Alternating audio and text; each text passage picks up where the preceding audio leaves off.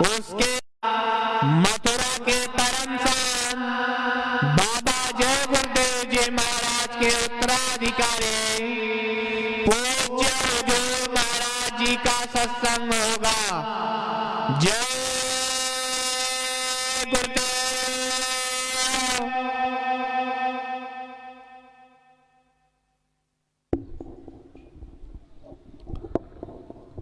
जय गुरुदेव।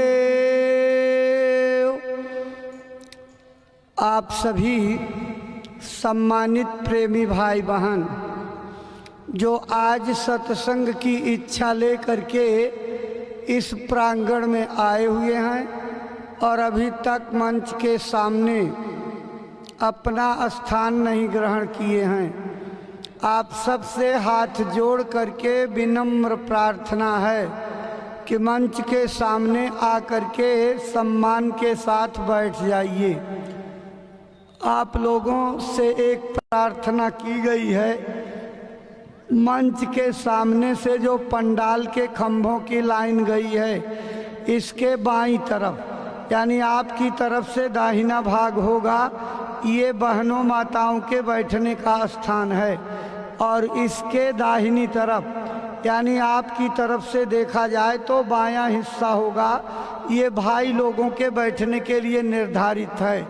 इसलिए अगर भूल चूक में अनभिज्ञता में एक दूसरे की तरफ बैठ गए हों तो कृपा करके अपनी तरफ चले जाइए ताकि सत्संग की ये व्यवस्था देखने में आदर्शमय शोभायुक्त मर्यादित दिखाई पड़े। भाई बहनों, आप लोगों के व्यवस्थित और मर्यादित रूप से बैठने की प्रतीक्षा में प्रार्थना चेतावनी की कुछ पंक्तियां सुनाई जा रही हैं, आप इनको सुनिए, संभव हो तो दोहराइएगा, नहीं चिंतन मनन जरूर करिएगा। इस असार संसार की वास्तविकता क्या है, हम किस काम के लिए यहाँ भेजे गए और किन कामों में उलझ गए।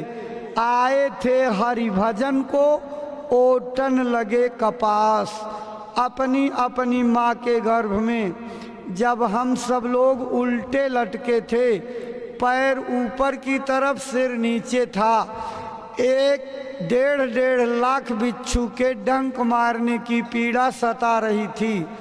उस विह्वलता बेचैनी में हम सब लोगों ने उस मालिक से प्रार्थना किया, हे प्रभु एक बार इस पीड़ा से मुक्त कर दीजिए, हम जाते जाते आपका भजन शुरू कर देंगे। अब प्रभु कृपा करो यही भांति, सब तज भजन करब दिन राती। लेकिन ये वादा कैसे भूल गया, जैसे आसमान से वर्षा की निर्मल बूंदें धरती पर गिरती हैं तो भूमि परत भाढ़ावर पानी, जिमि जीवहि माया लपटानी। आसमान से वर्षा की बूंदें जब मिट्टी के कणों के संपर्क में आती तो धूल और मिट्टी के कण चारों तरफ से घेर कर उस बूंद को ढबैला मटमैला बना देते, उसकी निर्मलता सदा के लिए गायब हो जाती। इसलिए प्रेमी भाई बहनों, जब माताओं के गर्भ से बच्चे पैदा होते हैं तो उनके पैदा होने के बाद जब वो सोचने समझने विचारने लायक होते तो उनको कोई ये नहीं बताता कि तू भगवान के भजन का वादा करके आया है, बल्कि लोग क्या समझाते हैं, ये मम्मी तुम्हारी, पापा तुम्हारे, खेत खलिहान, घर मकान, मामा मामी, मौसा मौसी, चाचा चाची, इसी को अपना समझने लगता। रोते हुए इस धरती पर पैदा होता, थोड़ा बड़ा होता तो खिलौनों से खेलने के लिए रोने लगता, और बड़ा होता तो विद्या भाषा हुनर सीखने के लिए पेंसिल पटरी कलम दवात किताब कापी बस्ता फीस के लिए रोता, और बड़ा हो जाता शादी का जुनून सवार हो जाता, शादी भी हो जाती, गृहस्थी बस जाती, बच्चे हो जाते। उसके बाद घर के नमक तेल लकड़ी का खर्चा उसके सिर पर इस कदर लद जाता कि सारी जिंदगी उसी के इंतजाम में भागता दौड़ता रोता रहता, और अंत में रोते रोते खाली हाथ हारे हुए जुआरी की तरह से इस दुनिया से डेरा कूच करके चला जाता। भाई बहनों, महात्माओं को बहुत तकलीफ होती है, अपने हृदय की पीड़ा को निकाल करके बाहर व्यक्त करते हैं। हीरा जन्म अमोल था, कौड़ी बदले जाए। हीरा जैसा अनमोल शरीर कौड़ियों के मोल बीत जाता है। भाई बहनों, हमारी इस शरीर में तड़पती हुई सांसों का तार, अपने लोगों का प्यार, इस संसार में मिला हुआ छोटा बड़ा अधिकार और चल रहा उचित अनुचित व्यापार कितने दिनों तक चलेगा और हमारी क्या मदद करेगा। दुनिया की इसी सच्चाई को बयान करती ये प्रार्थना आपको सुनाई जा रही है। सुनिए, दोहराइए, चिंतन मनन कीजिए। जय गुरुदेव। जय गुरुदेव। मानो तेरे जीवन का आधार रहेगा कितने दिल, मानो तेरे जीवन का आधार रहेगा कितने दिन। इस तन में तड़पते श्वासों का यह तार रहेगा कितने दिल। इस तन में तड़पती श्वासों का यह तार रहेगा कितने दिन। धन माल कमाया भी तूने, संसार बसाया भी तूने। धन माल कमाया भी तूने, संसार बसाया भी तूने। तू खाली हाथ हो जाएगा, अधिकार रहेगा कितने दिल। तो खाली हाथ हो जाएगा, अधिकार रहेगा कितने दिन। माता हो पिता या पत्नी हो, लड़का हो अपना भाई हो। माता हो पिता या पत्नी हो, लड़का हो अपना भाई हो। इन अपना कहने वालों का यह प्यार रहेगा कितने दिल। इन अपना कहने वालों का यह प्यार रहेगा कितने दिन। कभी छोड़कर तुम जाओगे, कभी छोड़कर ये जाएंगे। कभी छोड़कर तुम जाओगे, कभी छोड़कर ये जाएंगे। इस नासवान दुनिया का व्यापार रहेगा कितने दिन। इस नाशवान दुनिया का व्यापार रहेगा कितने दिन। क्यों ऐठ ऐठ कर चलता तो किस्मत में फूला फिरता तो। क्यों ऐठ ऐठ कर चलता तो किस्मत में फूला फिरता तो। ये नशा चढ़ा है जो तुझ पर ऐ यार रहेगा कितने दिन।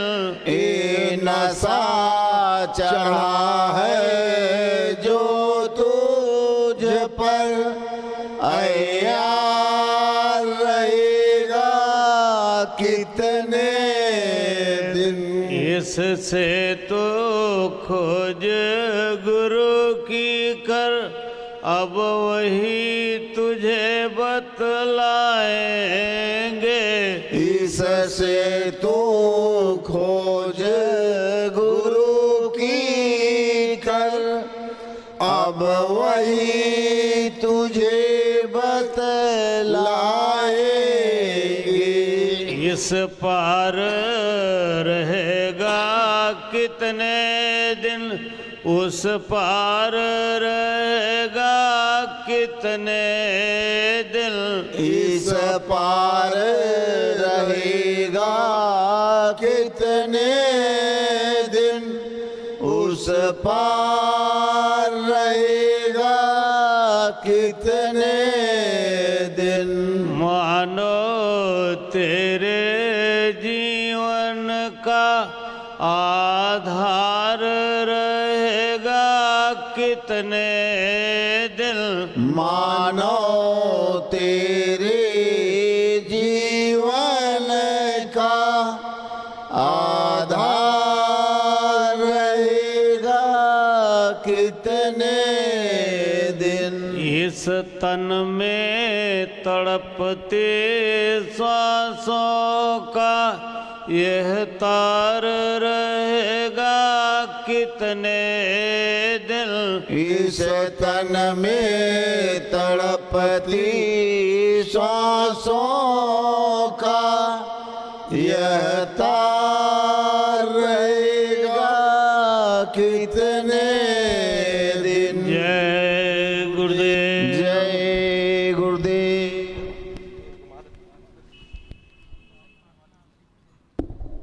जय गुरुदेव। जय गुरुदेव। सम्मानित भाई बहनों, अभी आप प्रार्थना की पंक्तियां सुन रहे थे।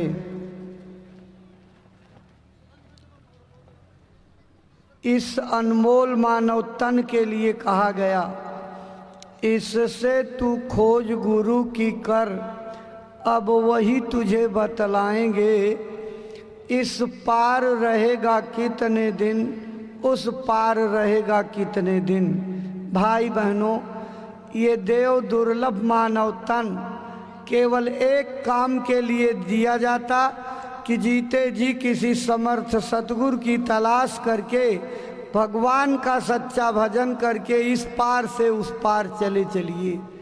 भाई बहनों, 33 करोड़ देवता, 56 करोड़ देवी रात दिन हाथ जोड़ करके उस प्रभु मालिक से प्रार्थना करते, भीख मांगते कि हे मालिक, एक बार हमको आदमी का शरीर दे देते तो हम अपना काम कर लेते। लेकिन यथार्थ ये है कि भीख मांगने के बावजूद देवी देवताओं को ये मनुष्य शरीर नहीं मिल पाता।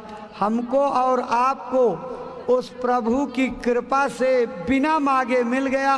कितना ऊंचा भाग है, कोई वर्णन नहीं कर सकता, कोई बखान नहीं कर सकता, लिख नहीं सकता। महात्माओं ने लिखते लिखते कलम तोड़ दी, बड़े भाग मानुष तन पावा, सुर दुर्लभ सद ग्रंथन गावा। ये शरीर देवताओं को दुर्लभ है, किस काम के लिए मिलता है आज सत्संग में पूज्य महाराज जी विस्तार से आपको बताएंगे। आज आपके जीवन की घड़ियों का सौभाग्य है, पूज्य महाराज जी का आगमन आपके गांव की धरती पर हुआ है। भारत के सनातन अध्यात्मवाद का वो गहरा, खुला, रहस्यमयी, सरल से सरल शब्दों का संदेश सुनने को मिलेगा जो आज तक की जिंदगी में किसी कथा भागवत कीर्तन में आपको कभी सुनने को नहीं मिला होगा। सत्संग के बाद में इसका अनुभव आप खुद करेंगे। भाई बहनों, सत्संग के बीच में पूज्य महाराज जी आपको अनमोल वस्तु देंगे। वो क्या?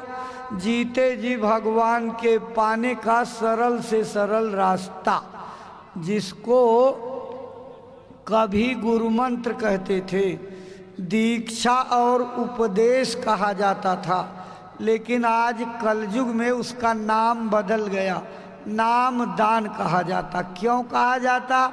इसकी वजह है हमारे भारत के धार्मिक ग्रंथों में, कर्म कांडों में जितनी भी प्रकार की पूजा पद्धतियों और उपासना के उपायों का वर्णन है या प्रचलन में है, उनसे शुभ कर्मों का भंडार यानी पुण्यों का समूह तो जमा हो जाएगा, लेकिन कहिए उससे आत्म कल्याण, परमात्मा की प्राप्ति कदापि संभव नहीं।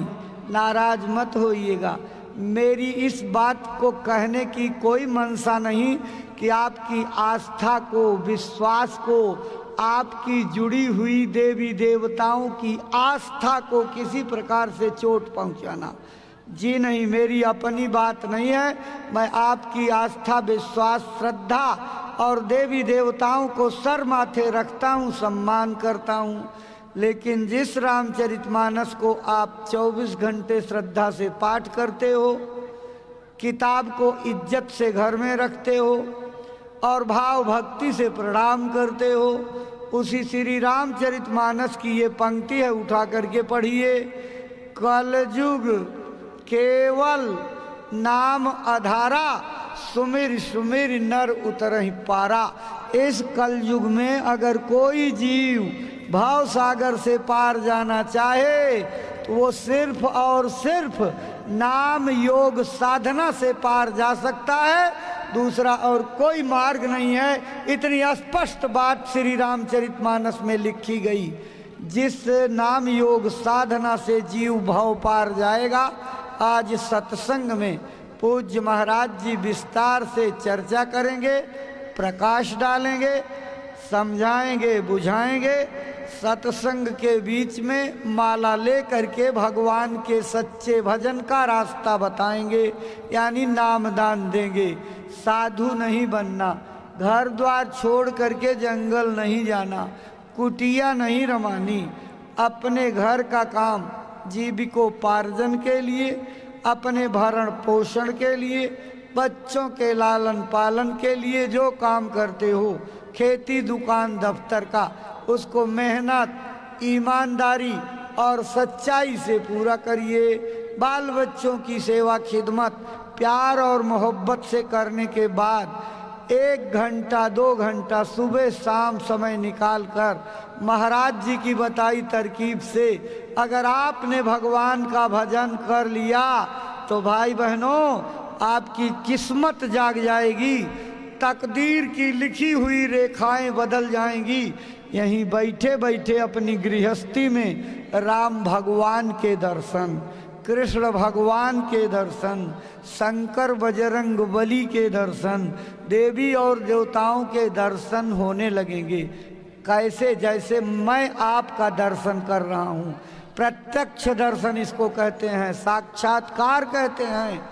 अरे भाई बहनों, ऐसे ही परमात्मा दिखाई पड़ता है, लेकिन जो मंदिर में भरे हुए खजाने के बंद ताले की चाबी आपके हाथ में सौंपेंगे। अगर हिकमत जतन करके आपने अपने घट का ताला खोल लिया तो भाई बहनों माला माल हो जाओगे। हर प्रकार की उम्र तक अथक परिश्रम करके इस देश के कोने कोने में घूम करके करोड़ों करोड़ रत्नाकर जैसे डकैतों को, अंगुलिमाल जैसे अपराधियों का हृदय परिवर्तन कर दिया। उनके हाथों से तीर, तलवार, तमंचे, बंदूकें, गोले बारूद फेंकवा दिए और हाथों में भगवान के भजन की माला पकड़ा दी। वही बिगड़े इंसान आज अपना काम करते हैं और बीच में बैठे होंगे, लेकिन आप पहचान नहीं सकते। क्यों? पहचानने की विद्या, परखने की आंख आपके पास नहीं। लेकिन आप घबराइए नहीं। आज जन्मों जन्मों की पूजा पाठ, उपासना, त्याग, तपस्या, व्रत, उपवास, तीर्थाटन का फल मिलने जा रहा है, जो जीते जी भगवान के पाने का रास्ता मिलेगा। ये दौलत हीरे जवाहरात सोने चांदी से नहीं मिल सकती।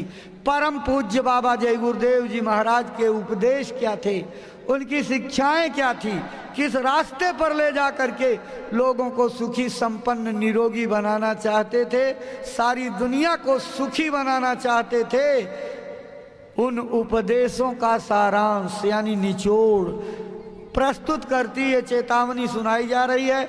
आप सुनिए, दोहराइए, चिंतन मनन कीजिए। इसी चेतावनी के बाद पूज्य महाराज जी का आगमन आपके सामने सत्संग मंच पर हो जाएगा।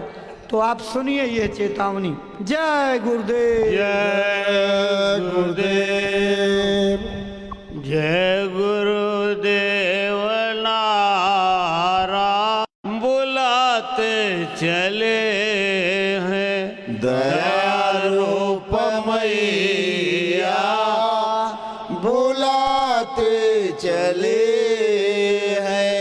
दुखी जन को बाबा जगाते चले हैं। दुखी जन को बाबा जगाते चले हैं। अगर चाहते तुम प्रभु को हो पाना, अगर चाहते तुम प्रभु को हो पाना, मुसीबत से बचना जगत को बचाना, मुसीबत से बचना जगत को बचाना।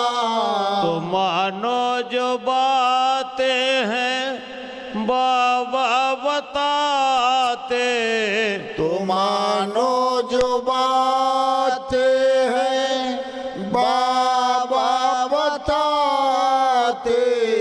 मुसीबत तो सिर पर क्यों अपने हो लाते, मुसीबत को सिर पर अपने हो लाते। बचाने को आए बचेंगे भले हैं, बचाने को आए बचेंगे भले हैं। दुखी जन को बाबा जगाते चले हैं। दुखी जन को बाबा जगाते चले हैं। है गुरुवर के वारिस इन्हें आजमाओ, है गुरुवर के वारिस इन्हें आजमाओ। आए गुरु जी के वारिस इन्हें आजमाओ, आए गुरु जी के वारिस इन्हें आजमाओ।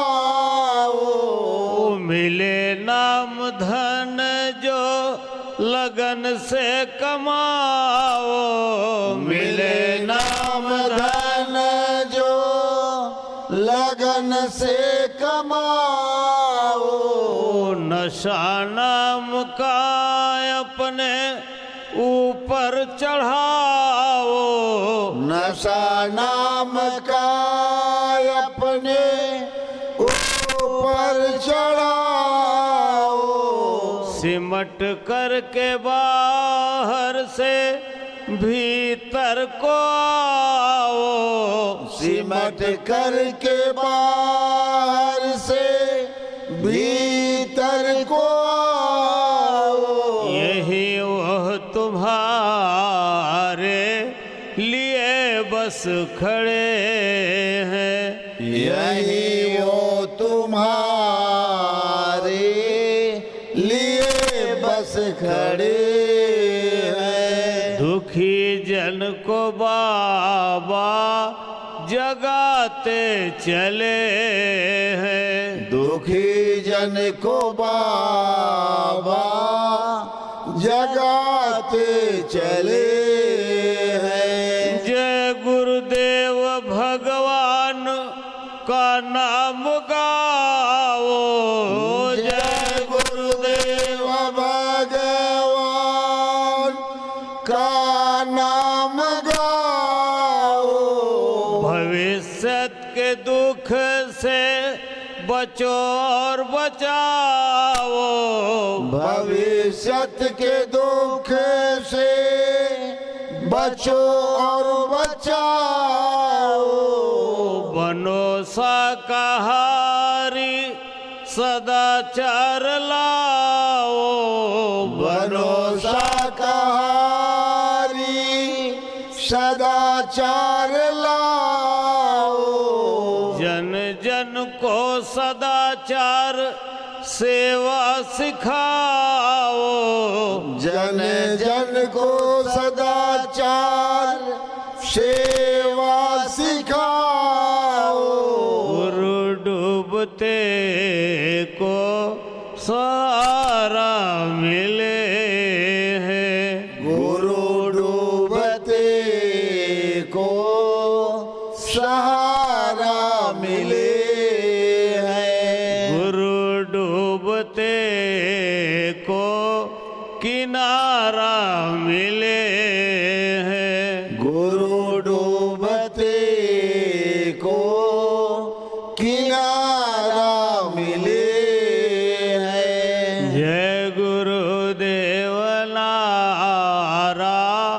लगाते चले हैं, जय गुरुदेव नारा लगाते चले हैं। दुखी जन को बाबा जगाते चले हैं, दुखी जन को बाबा जगाते चले हैं। जय गुरुदेव। जय गुरुदेव।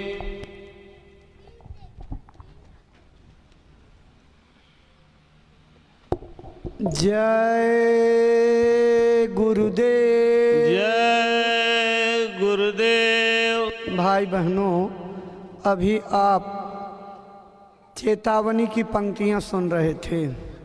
गुरु डूबते को सहारा मिले हैं, गुरु डूबते को किनारा मिले हैं। भाई बहनों, ये कर्म प्रधान संसार है। कर्मों का विज्ञान बड़ा बारीक है, बुद्धि से समझने के बिल्कुल परे है। कर्म के लेन देन से यानी अदले बदले से हमारे भगवान, हमारी अवतारी शक्तियाँ राम और कृष्ण नहीं बच पाए तो हम आप कैसे बचेंगे? ये जीवन का सबसे विचारणीय प्रश्न है। महात्मा इसीलिए समाज में आकर के कर्मों के सुधार कर जीवन सफल बनाने की बात करते हैं। प्रेमी भाई बहनों, पूज्य महाराज जी का आगमन सत्संग मंच पर होने जा रहा है। आप सभी भाई बहन अपने स्थान पर खड़े हो करके पूज्य महाराज जी का स्वागत, अभिनंदन, वंदन करेंगे। वो आपका अभिवादन स्वीकार करेंगे। आप को जब संकेत कर देंगे आप अपने स्थान पर बैठ जाइएगा और पूज्य महाराज जी की एक एक बातों को दत्त चित्त हो करके सहयोगी गण पूज्य महाराज जी का अपने श्रद्धा सुमन अर्पित करके स्वागत अभिनंदन वंदन करते हुए। एक आदमी उधर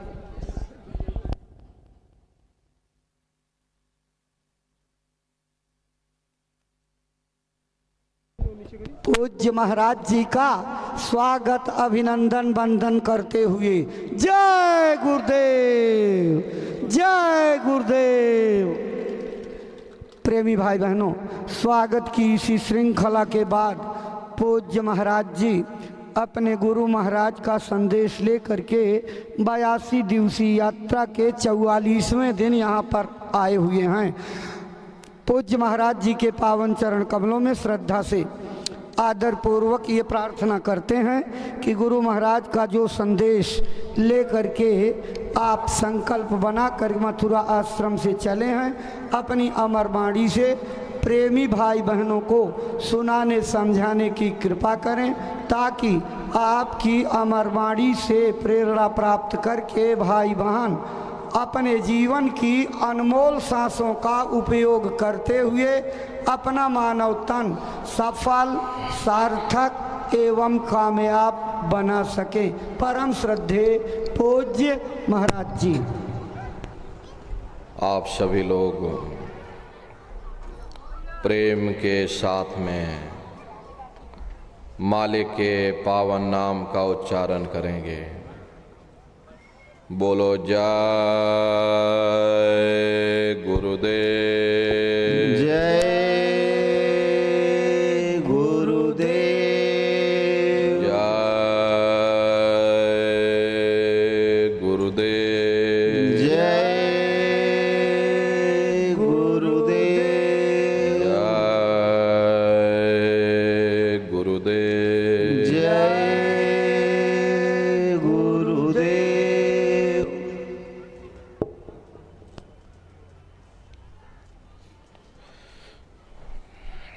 सर्वत्र विराजमान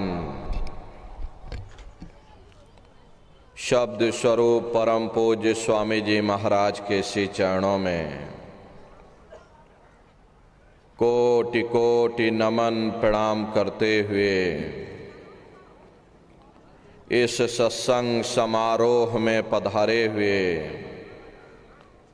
सभी सत्संगी धर्म प्रेमी भाई बहनों को सादर जय गुरुदेव। प्रेमी भाई बहनों, हम आप परम सौभाग्यशाली हैं कि ऐसे कलिकाल में हम लोगों को ये मानव तन, ये मनुष्य शरीर प्राप्त हुआ। उससे भी परम सौभाग्य की बात है कि मनुष्य रूपी मंदिर में बैठ करके हम लोगों को सत्संग सुनने का ये अवसर मिल रहा। सत्संग जल जो कोई पावे, मैलाई सब कट कट जावे। ये सत्संग है, ये कोई किस्से और कहानियां नहीं, नाच गाना ढोल और मजीरा नहीं। ये महात्माओं की अजर अमर वाणियां हैं। यदि आपने ध्यान से सुन लिया तो निश्चय ही आपको अपने मानव जीवन के उद्देश्यों के बारे में पता चलेगा कि आखिर ये मनुष्य शरीर हमको क्यों मिला है, क्या इसका उद्देश्य है, मरने के बाद हम लोग कहाँ जाएंगे, हमारे रिश्ते नातेदार कहाँ जाएंगे, कैसे हमारी जीवात्मा का कल्याण होगा। इन सभी प्रश्नों की जानकारी आपको सत्संग के माध्यम से प्राप्त होगी। इसलिए प्रेमी भाई बहनों, जो भी वचन वाणी आपको सुनाई जाए, प्रेम और प्यार के साथ बैठ करके एक एक वचन को बड़े ध्यान के साथ आप लोग सुनिएगा। महात्माओं के सत्संग में कभी किसी जात और बिरादरी, किसी कौम या मजहब या किसी भी व्यक्ति और विशेष की कभी कोई निंदा, चुगली, आलोचना या किसी की यहाँ बुराई नहीं की जाती। सत्संग कैसे जानिए, जित एक नाम वखान। सत्संग वह जगह है जहाँ केवल शब्द या नाम का प्रचार किया जाता, मालिक से मिलने का प्रेम और प्यार पैदा किया जाता। हम आप परम सौभाग्यशाली हैं, ये अवसर हम लोगों को मिला हुआ है। इस अवसर का पूरा पूरा लाभ उठाइएगा। एक एक वचन को बड़े ध्यान के साथ आप लोग सुनिएगा और समझने की कोशिश करिएगा। हम भी ये प्रयास करेंगे ये आपको सरल से सरल भाषा में आप सभी को समझाया जा सके। प्रेमी भाई बहनों, यह मनुष्य शरीर हम लोगों को बड़े सौभाग्य से प्राप्त हुआ है। ये जीवन बहुत अनमोल है। उस परम पिता परमात्मा ने हमको यह जीवन केवल इसीलिए दिया है ताकि हम जीते जी उस प्रभु की भक्ति करके अपनी जीवात्मा का कल्याण करा सकें। ये 5 तत्वों का पुतला, ये पंच भौतिक शरीर हम लोगों को एक निश्चित समय के लिए मिला हुआ। एक निश्चित समय को हम आप नहीं जानते हैं, किंतु जिसका ये मकान है, जिसका ये शरीर है, वो अवश्य ही जानता है। और समय पूरा हो जाने पर मकान मालिक जबरदस्ती इस मकान को खाली करवा देगा। उस समय न जमीन जायदाद काम आएगी, ना ये धन और संपत्ति काम आएगी। जीवात्मा को निकाल करके इस शरीर से बाहर कर दिया जाएगा। ये शरीर हमारा आपका यहीं जमीन पर गिर पड़ेगा, क्योंकि जीवात्मा के निकल जाने के बाद में ये शरीर सिर्फ एक माटी का पुतला है, उससे ज्यादा कुछ भी नहीं। आप इस मिट्टी के पुतले को ले जाकर शमशान भूमि पर जला करके राख कर दोगे। हमारा आपका नाम, हमारी आपकी जात और बिरादरी, ये रुतबा, ये शानो शौकत, ये पद और प्रतिष्ठा उसे शमशान भूमि पर जल करके राख हो जाएगी। महात्मा प्रेम से जीवों को समझाते हैं कि भाई मिली नरदेह यह तुमको, बनाओ काज कुछ अपना, पचो मत आ इस जग में, जानियो रैन का सुपना। प्रेमी भाई बहनों, जैसे रात में हम लोग स्वप्न देखते हैं, हालांकि उस समय पर हमें स्वप्न सच मालूम पड़ता है, असली प्रतीत मालूम होता, लेकिन जब हम लोग सुबह उठते हैं, जब हमारी आंखें खुलती हैं, तब हमें होश आता कि नहीं भाई, हम तो स्वप्न देख रहे थे, ये सब भ्रम है। ठीक उसी प्रकार से ये दुनिया भी 10-20-100 साल का स्वप्न है। अब आप कहोगे हम जाग रहे, परंतु प्रेमी भाई बहनों, ऐसा हरगिज नहीं है। जिस दिन मौत का वक्त आएगा, हम लोग रोएंगे, हाय हाय करके चिल्लाएंगे कि हाय हमने सारी जिंदगी यूं ही स्वप्न में गुजार दी। जागने का समय तो अभी आया था, जो कुछ करना था अभी करना था। लेकिन प्रेमी भाई बहनों, अब पछताए होत क्या, जब चिड़िया चुग गई खेत।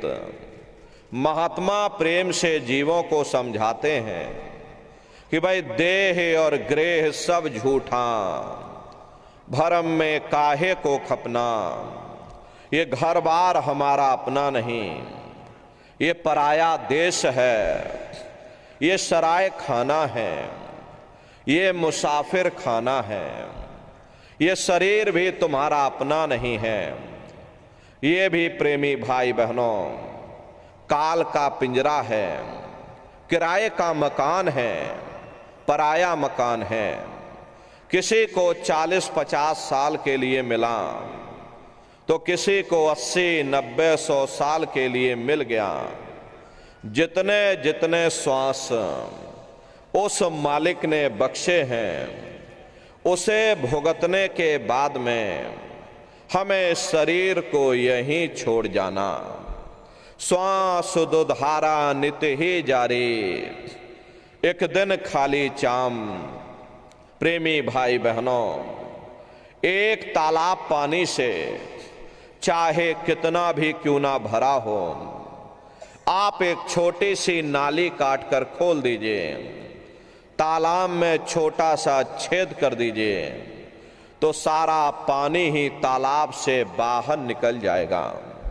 ठीक उसी प्रकार से हमारा ये शरीर भी श्वासों का भंडार है, और जब तक श्वासों का भंडार जारी है, तब तक हम दुनिया के काम काज में फंसे हुए, दुनिया के कारोबार में हम आप उलझे हुए।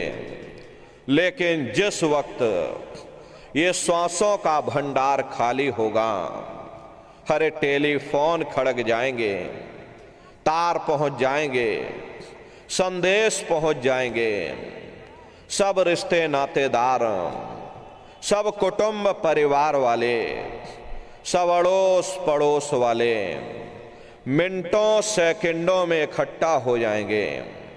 प्रेमी भाई बहनों, जिस शरीर से तुम इतना प्रेम किया करते थे, साबुन से मल मल करके नहाते थे, उसे कोई एक रात भी घर में रखने को तैयार नहीं होता। कंधों पर लटका करके शमशान भूमि पर छोड़ करके आ जाते। हिंदू लोग तिनका तोड़ाते, जैसे तिनका टूट गया, तेरा मेरा रिश्ता नाता टूट गया। मुसलमान, सिख या ईसाई लोग खाक की मिट्टी कब्र में डाल देते कि जो मेरे लिए खाक की मिट्टी है, वह मेरे लिए तू है। मामूली कष्ट नहीं होता, मौत के समय में घनघोर पीड़ा होती है। जनमत मरत दुसह दुख होई। सहजोबाई ने बयान किया है कि सहजो मौत आइया, अंग अंग दिया तोड़, और हिया जरे छाती फटे, उठे पीर घनघोर। गुरु महाराज सत्संग में फरमाते थे, जैसे 1,00,000 बिच्छू एक साथ मिल करके हमारे शरीर पर डंक मारें, उससे भी लाखों करोड़ों गुना ज्यादा मौत के समय में दर्द होता है। जब मृत्यु आती है तो किस तरह से प्राण निकलते हैं, प्राणों के निकलने की क्या प्रक्रिया होती है, पहले उसे आप अच्छी तरह से समझ लीजिए। सिमटत भास श्वास उठ जावे, और प्राणपति जम सिमट समावे। उस समय हमारी ये श्वासें रुक जाती, शरीर की चेतना पीछे सिमटने लगती है। तो सबसे पहले गुदा चक्र टूटता है, क्योंकि गुदा चक्र में पृथ्वी का वास होता है। गुदा चक्र टूट करके ऊपर इंद्रिय चक्र में समा जाता, इंद्रिय चक्र में जल का वास होता, यानी जल ने पृथ्वी को घोल दिया। फिर जब इंद्रिय चक्र टूटेगा तो ऊपर नाभि चक्र में समा जाएगा। नाभि चक्र में अग्नि का वास होता, यानी अग्नि ने फिर जल को सुखा दिया। ये नीचे से सिमटाव होता है, नीचे से ऊपर की ओर सिमटाव होता, पैरों के तलवे से लेकर के ये सिर की चोटी तक सिमटाव होता। फिर जब ये नाभि चक्र टूटेगा तो हृदय चक्र में समा जाएगा। हृदय चक्र में वायु का वास होता, यानी वायु ने अग्नि को अपने में समाहित कर लिया, और इस तरह से वायु आकाश में उड़ गई। ये आंखों की पुतलियां ऊपर पलट जाती हैं, मुंह खुला का खुला रह जाता।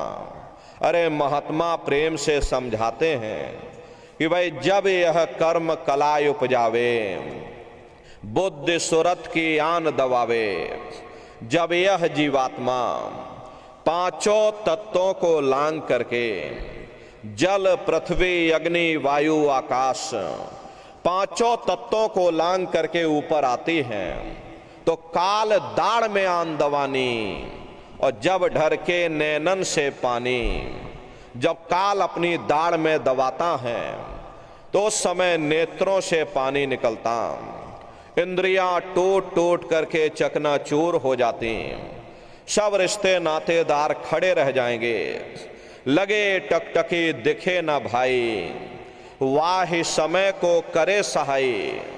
उस समय जीव टकटकी लगाकर देखता है कि कोई मेरी मदद कर दे, कोई मेरी सहायता कर दे, अरे कोई मुझे बचा ले।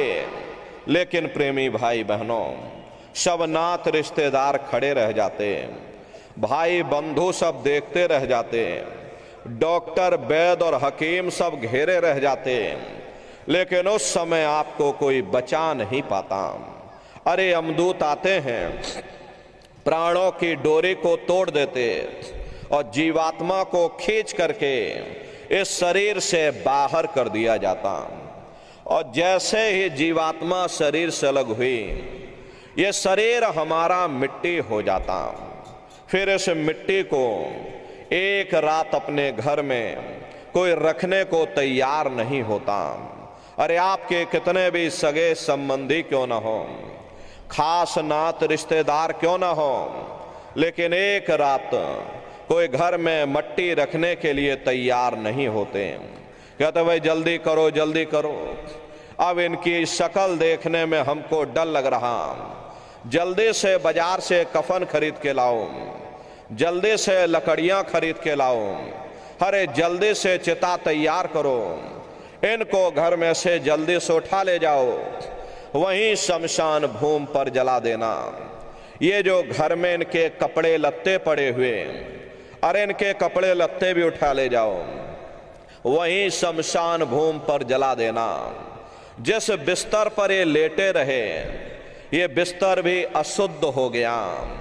अब इनकी छुई हुई चीज हमको घर में एक नहीं चाहिए, इसलिए इनका बिस्तर भी उठा ले जाओ, वहीं शमशान भूमि पर जला देना। लेकिन उसने कोई सोने की अंगूठी पहनी होगी, गले में कोई सोने की चैन पहनी होगी, उसे धीरे से उतार करके जेब में रख लोगे, बस वही एक अशुद्ध नहीं होगा और बाकी सब अशुद्ध हो जाएगा। हरे महात्मा कहते हैं कि भाई कुटुंब परिवार मतलब काम, बिना धन पास नहीं जाए। ये रिश्ते नातेदार, ये कुटुंब परिवार वाले, ये सब स्वार्थ के संगी साथी हैं। प्रेमी भाई बहनों, आज तुम्हारी जेब में पैसा है तो सब जैसे तैसे तुमसे रिश्ते नातेदारी कायम कर लेंगे। लेकिन आज आपकी जेब खाली हो जाए, कोई किसी को याद करने वाला नहीं। 13 दिन बाद 13वीं मना दोगे, लड्डू पूड़ी पकवान बना करके खिला दोगे, फिर जाने वाले को कोई याद नहीं करता। अभी बूढ़े बुजुर्गों से पूछा जाए कि भाई क्या तुमको तुम्हारे माँ बाप की याद आती है, तो कहेंगे भाई नहीं आती। अरे क्यों नहीं आती? तुम्हारे माँ बाप थे, तुमको पाला पोसा बड़ा किया, खुद बेचारे भूखे रहे होंगे, तुम्हारा पेट पाला होगा, तुमको तुम्हारे माँ बाप की याद क्यों नहीं आती? क्योंकि तुम्हारे सामने तुम्हारे लड़के बच्चे हो गए, तुम्हारे नाती पोता पंती संती हो गए, इसलिए तुम अपने माँ बाप की यादों को धीरे धीरे भूल गए और नई यादों में धीरे धीरे बस गए। ऐसे ही प्रेमी भाई बहनों, एक दिन सब तुमको भी भूल जाएंगे, कोई किसी को यहाँ याद करने वाला नहीं। ये कहानी तो शमशान भूमि पर समाप्त हो गई। अरे हाड़ जले जैसे लाकड़ी, केस जले जैसे घास और कंचन जैसी काया ढह गई, कोई ना आवे पास। ये कहानी हमारी आपकी शमशान भूमि पर जल करके राख हो गई। लेकिन उधर देखो क्या होता, तुम्हारी जीवात्मा को ले जा करके ऊपर धर्मराज की कचहरी में पेश कर दिया जाएगा। वहां पलक झपकते ही तुम्हारे अच्छे और बुरे कर्मों का हिसाब किताब हो जाएगा। धर्मराज तुमको सजा सुना देंगे, ले जाओ इनको फलाने नरक में डाल दो, क्योंकि मैंने इनको मौका दिया था। जब ये माँ के गर्भ में उल्टे लटके हुए थे, सिर इनका नीचे था और पैर इनके ऊपर थे, जठराग्नि में तप रहे थे, तब इन्होंने मुझसे प्रार्थना की थी कि हे मालिक, अब प्रभु कृपा कर हुए भांति और सब तज भजन करह दिन राती, कि हे परमात्मा, इस बार हमको मौका दे दो, इस बार हमको ये मनुष्य शरीर दे दो, हम भजन करेंगे, भक्ति करेंगे, हम अपनी जीवात्मा का कल्याण करेंगे। तो मैंने इनकी प्रार्थना को स्वीकार कर लिया और इनको मैंने सुंदर सा ये मनुष्य शरीर दे दिया और कह करके मैंने भेजा था कि भाई ये मनुष्य शरीर ये किराए का मकान है, ये तुम्हारा अपना नहीं है। अगर ये तुम्हारा अपना होता तो हमेशा तुम्हारे पास रहता। ये तुम्हारा अपना नहीं, ये मैंने तुमको कुछ समय के लिए किराए का मकान दिया है। हाँ, तुम अपनी जीवात्मा को मेरे किराए के मकान में बैठा करके और मालिक की भक्ति करके अपनी जीवात्मा का कल्याण करा लेना। मैंने कुछ समय के लिए तुम सबको ये किराए का मकान दिया और जब समय पूरा होगा तो मैं अपने सिपाहियों को भेजूंगा और उस समय पर तुम मेरे किराए के मकान को खाली कर देना। लेकिन इतना ध्यान रखना कि जैसा साफ सुथरा मैंने तुमको ये किराए का मकान दिया, वैसा ही साफ सुथरा तुम मुझको वापस लौटाना। लेकिन इस किराए के मकान में बैठ करके इन्होंने बुरे खोटे पाप कर्म कर डाले। मेरे किराए के मकान को इन्होंने अपने कर्मों से गंदा कर दिया, इसलिए कर्मों की सजा इनको मिलेगी। ले जाओ इनको फलाने नरक में डाल दो। अरे महात्मा कभी झूठ नहीं बोलते। महात्माओं ने जब साधना किया, साधना करके जब ऊपर गए और ऊपर जा करके जब उन्होंने नरकों का हाल देखा, तो हमारी आपकी जानकारी के लिए उन्होंने धर्म ग्रंथों में लिख दिया, लोह के खम्भ तपत के माही और जहां जीव को ले चिपटाई, वहां लोहे के खंबे अग्नि से धधक धधक कर लाल हो रहे। ऐसे खोटे जीवों को उन्हीं नरकों में डाल दिया जाता, उसी तपते हुए लोहे के खंबे पर लिटा दिया जाता। जीव हाय हाय करके तड़फता है, तड़फ तड़फ जियो जुलम बुखारी और तपत खम दुख उपजे भारी। असहनीय वेदना होती है, असहनीय दुख और दर्द होता, जीव वहां रोता और चिल्लाता रहता। लाखों लाख योजन मील तक अरे तुम्हारे रोने और चिल्लाने डूब जाता है, युगों युगों तक डूबा रहता।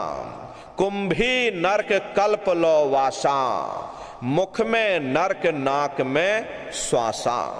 कल्प लो वासा यानी 1000 चौकड़ी युग का एक कल्प होता है, और कल्प लो वासा यानी युगों युगों तक ये जीव नरकों की यातनाओं को भोगता रहता। और नरकों की यातनाएं भोगने के बाद में इन्हीं जीवों को सीधे मनुष्य शरीर नहीं दिया जाता, बल्कि इसे 4 खान और 84 लाख योनियों में ले जाकर डाल दिया जाता। जैसे बच्चा होता है, अब बच्चा पहले कक्षा 1 पास करेगा और फिर कक्षा 2 में जाएगा। ऐसे ही प्रेमी भाई बहनों, वहां पर भी पूरा चैनल बना हुआ। नरकों की यातनाओं को भोगने के बाद में इन्हीं जीवों को 4 खान 84 लाख योनियों में डाल दिया जाता। ये 4 खान 84 लाख योनियां ये कोई मामूली योनियां नहीं होती। 4 खान का मतलब होता है अंडज पिंडज उपमज स्थावर, ये 4 खाने होती हैं। पहली श्रेणी इन पेड़ पौधों की आती हैं जिनके अंदर पानी का तत्व मौजूद होता। कभी ये भी मनुष्य हुआ करते थे, लेकिन आज अपने कर्मों का ये भोग पा रहे हैं, एक जगह पर पेड़ बन के खड़े हुए।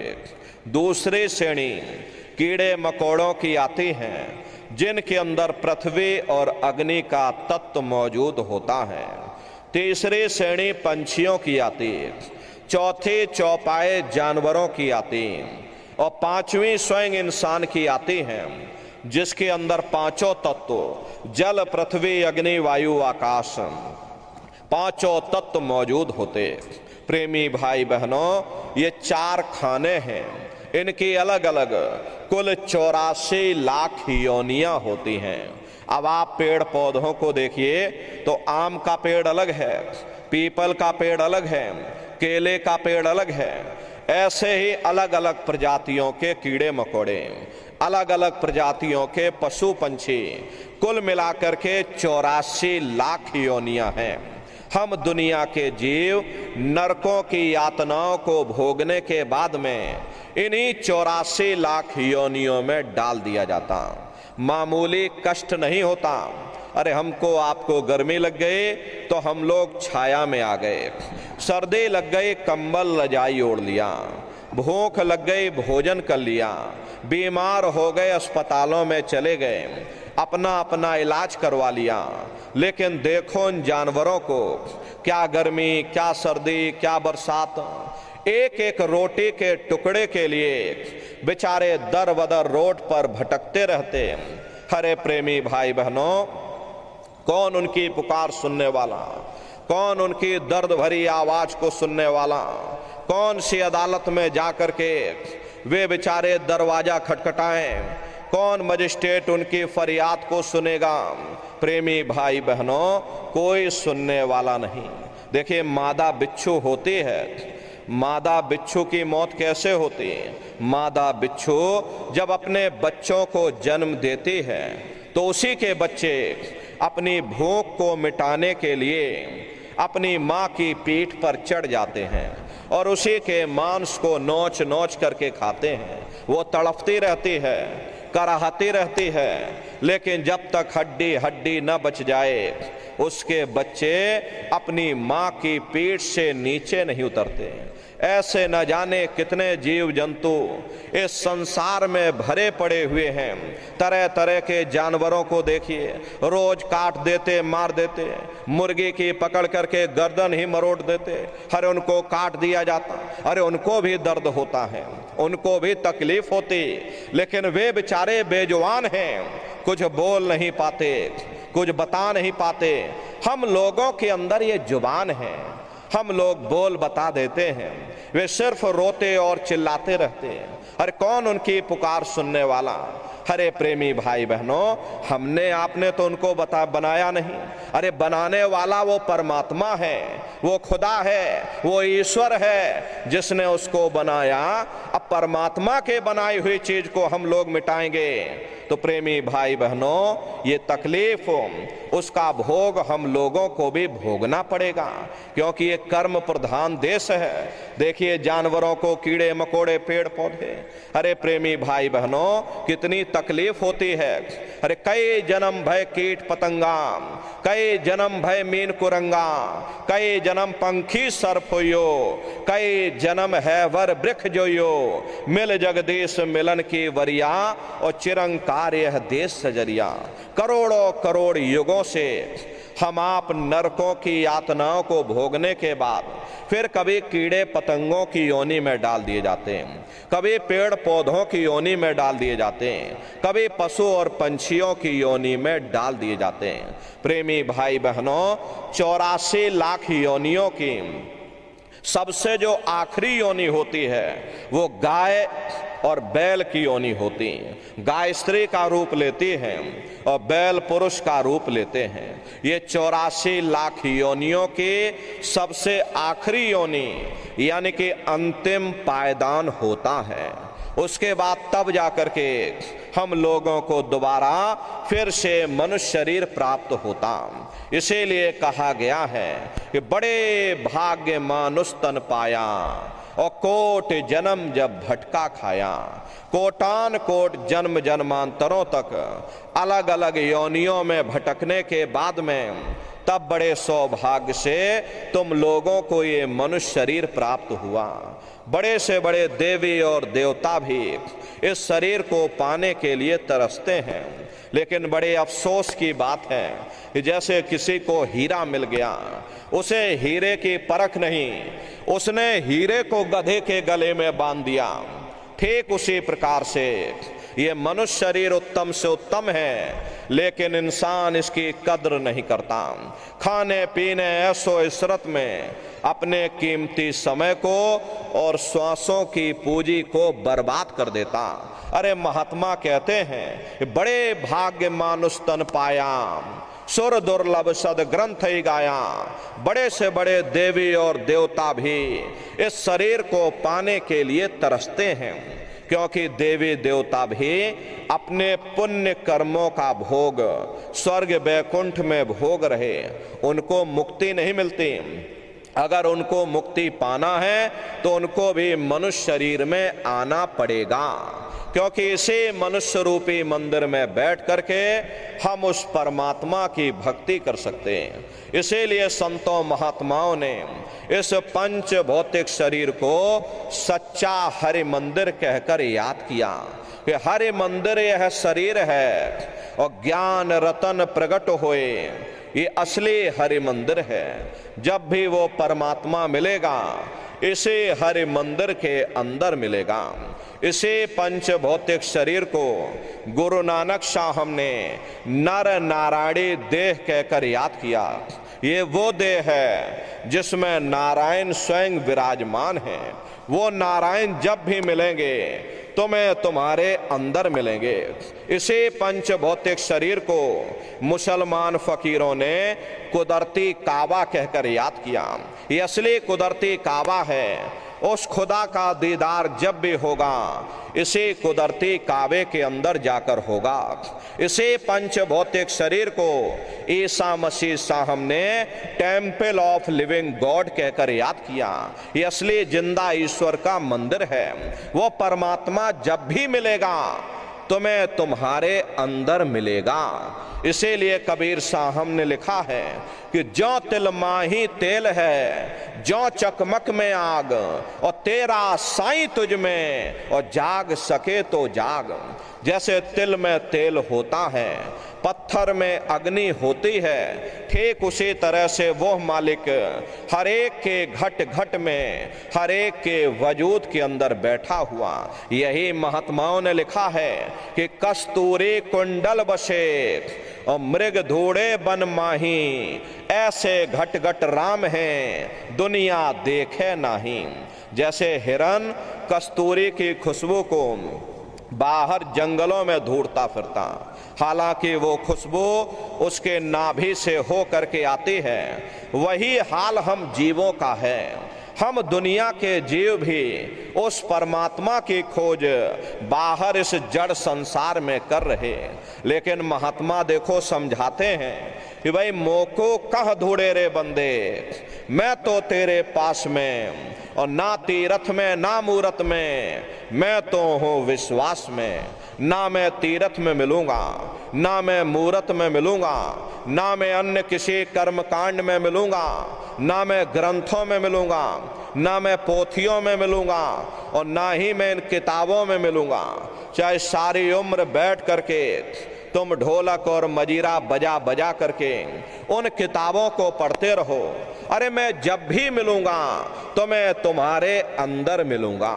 प्रेमी भाई बहनों, बड़ी सीधी सी बात है कि अगर खाना बनाने की किताब सारी उम्र बैठ करके तुम पढ़ते ही रहोगे कि भाई खाना ऐसे बनता है और खाना वैसे बनता है और खाने में नमक डाला जाता है और खाने में तेल डाला जाता है, तो कभी तुम्हारा पेट नहीं भर सकता। जब तक आप खाना बनाओगे नहीं, उसे स्वयं खाओगे नहीं, कभी तुम्हारा पेट नहीं भर सकता। हम वेदों की निंदा नहीं करते, हम ग्रंथों की निंदा नहीं करते, हम गीता कुरान और बाइबल की निंदा नहीं करते।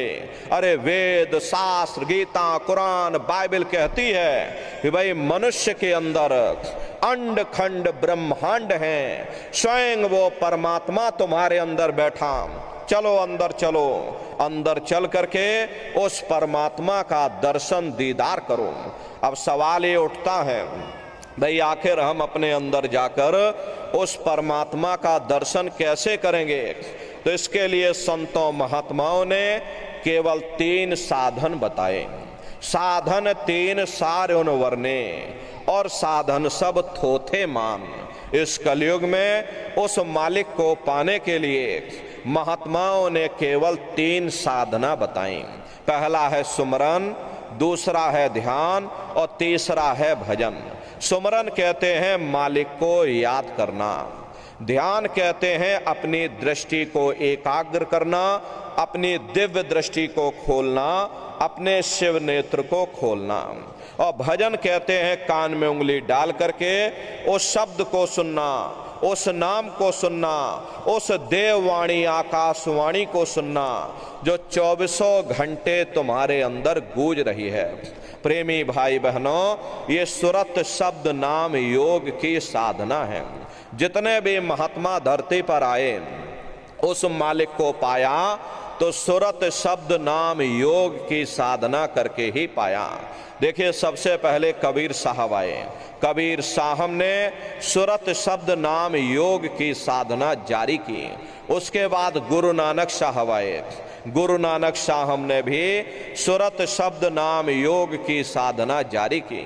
उसके बाद और भी महात्मा आए, कबीर नानक दादू दरिया भीखा रविदास पलटू जगजीवन। चित्रकूट में आप चले जाइए, गोस्वामी जी महाराज जिन्होंने रामचरित्र मानस बनाई है, जिसका पाठ आप सभी लोग मंदिरों में बैठ करके करते हो, उन्होंने भी उस मालिक को पाया तो सुरत शब्द नाम योग की साधना करके ही पाया।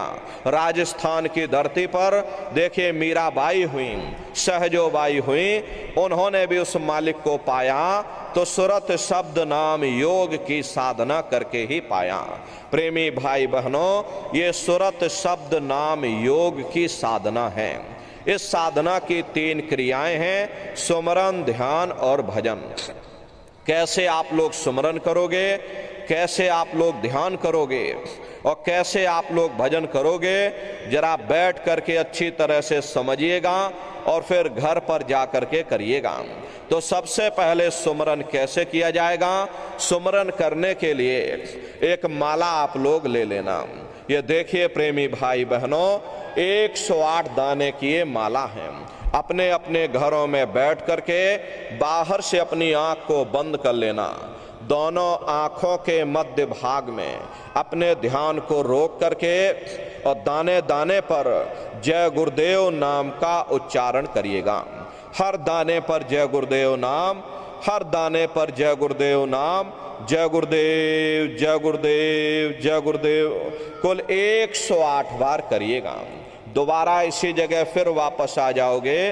जब आप जय गुरुदेव नाम का उच्चारण करोगे तो दोनों आँखों के मध्य भाग में अपने ध्यान को रोक करके और दाने दाने पर जय गुरुदेव नाम का उच्चारण करिएगा। जिसको आप याद कर रहे हो, एक समय ऐसा आएगा वो अंतर में तुम्हारे सामने प्रकट हो जाएगा। उसके स्वरूप को देख लेना, फिर उसी के स्वरूप को याद करके जय गुरुदेव नाम का सुमरन सभी नए प्रेमी भाई बहन करिएगा। दूसरी बार फिर यहीं से जय गुरुदेव नाम का सुमरन, तीसरी बार फिर यहीं से जय गुरुदेव नाम का सुमरन, इस तरह से कुल 8 बार जय गुरुदेव नाम का सुमरन सभी नए प्रेमी भाई बहन करिएगा। 8 बार करने के बाद ये माला आप रख देना। प्रेमी भाई बहनों, ये जय गुरुदेव नाम किसी साधारण इंसान का नाम नहीं, स्वयं उस अनामी महाप्रभु का नाम है।